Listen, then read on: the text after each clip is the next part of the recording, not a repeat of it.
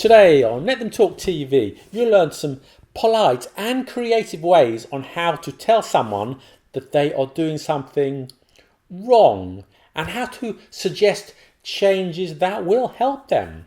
You'll learn how to express yourself in English in a subtle and diplomatic way.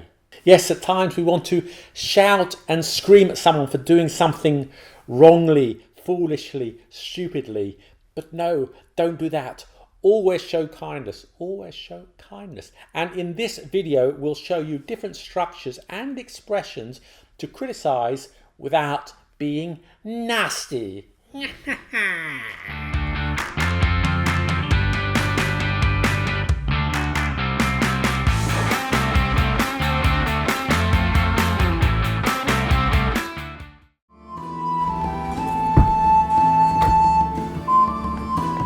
Hi Steve, dear friend, hast thou read my new play, Bob and Doris, set in Milton Keynes? Billy, yes, I read it. What do you think, friend?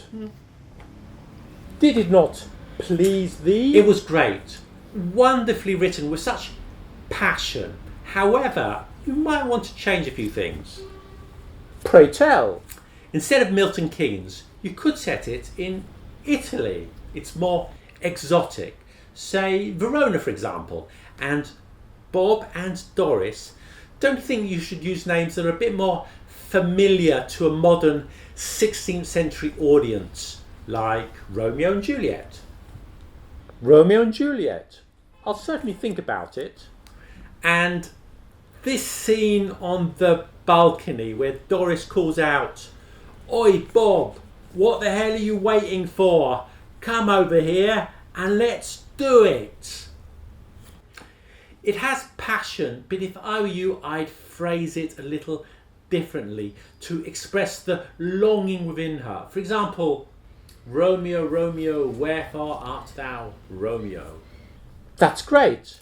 Let me show you the ending where the lovers get married and live happily ever after.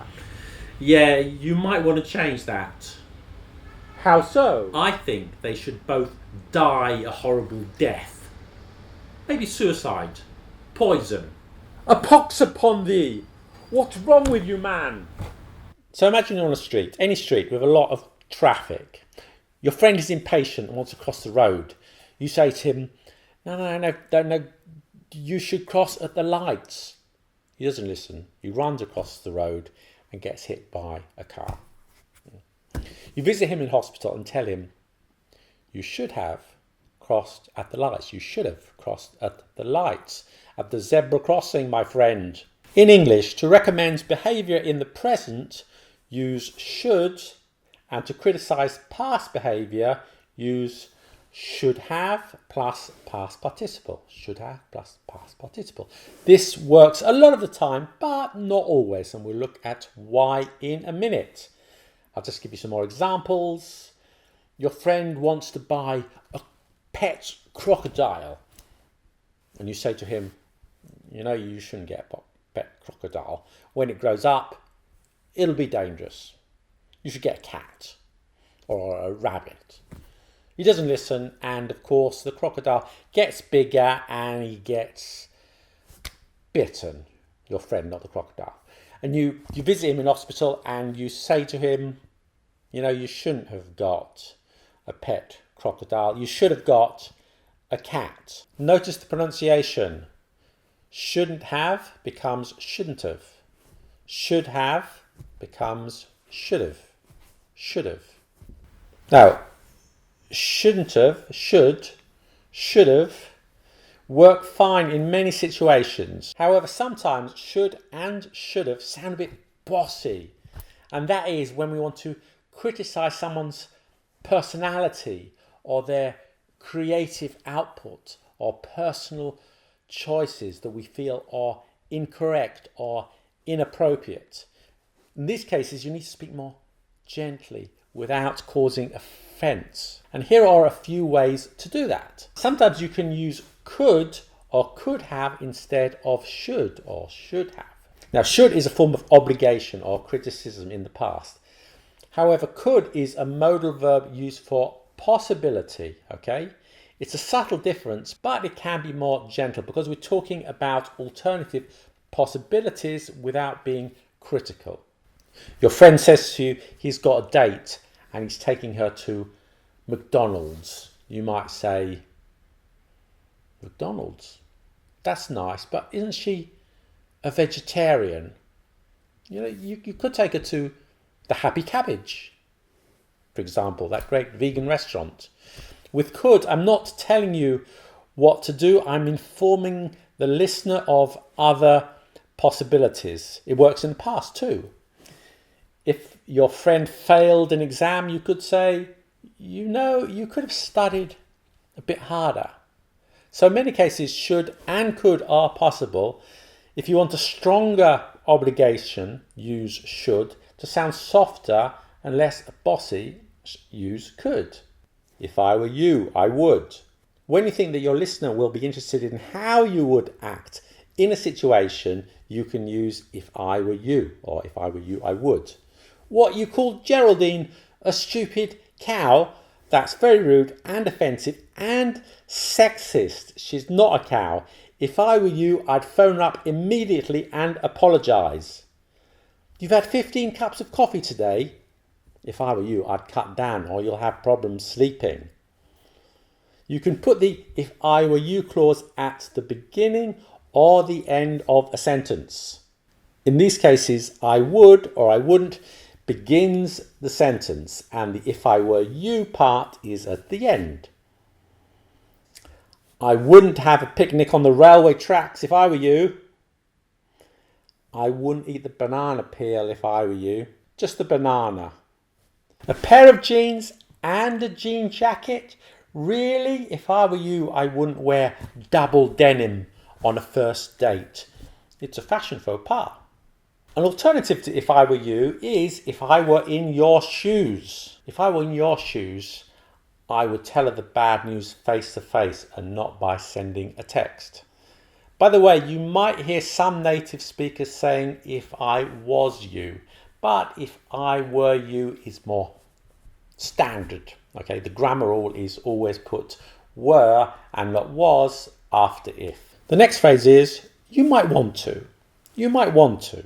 This is a polite and gentle way of suggesting different behaviour. For example, if my student at our school in Paris makes mistakes, I try not to say, no, you're wrong. That's wrong, you idiot. You should learn your irregular verbs.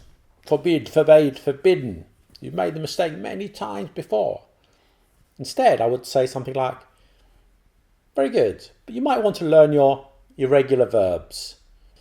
Or you could tell a teenage child, you know, you might want to spend less time on your phone and more time doing your studies. Next, we're going to look at you don't think it would be better, or don't you think it would be better? In English, speaking indirectly is usually more polite, and here we have a very indirect phrase with a negative and a conditional, and that's very polite. So let's see how to use it. Well, you're taking your 9-year-old niece to see Hamlet by William Shakespeare. You don't think it would be better to take her to the zoo? For Valentine's Day, you bought your girlfriend an ironing board. Don't you think it would be better to buy her some flowers? Finally, we need to correct repeated mistakes when somebody makes the same mistake again and again and again. For this, you can use the structure try plus verb plus ing, or in the negative, use try not plus verb plus ing. So, for example, imagine that your friend has gradually be getting fatter and fatter. You might say to him, hey mate, I've noticed you've put on a lot of weight recently. Try not eating so much fatty food. Try eating some vegetables. Try doing some exercise. Try having your lunch at the Happy Cabbage. You're talking about someone's presentation. Yes, it was good, but you spoke rather softly. Try raising your voice. Also, try making eye contact more with the audience. You can use this try plus verb plus ing. Also to talk about fixing problems with technology. So for example, my computer keeps freezing. Oh, have you tried rebooting? Have you tried deleting that dodgy malware you installed? Remember, we use try plus infinitive to talk about an attempt. I tried to call her, but she didn't answer. We use try plus verb plus ing to correct behaviour. Okay, to correct behaviour.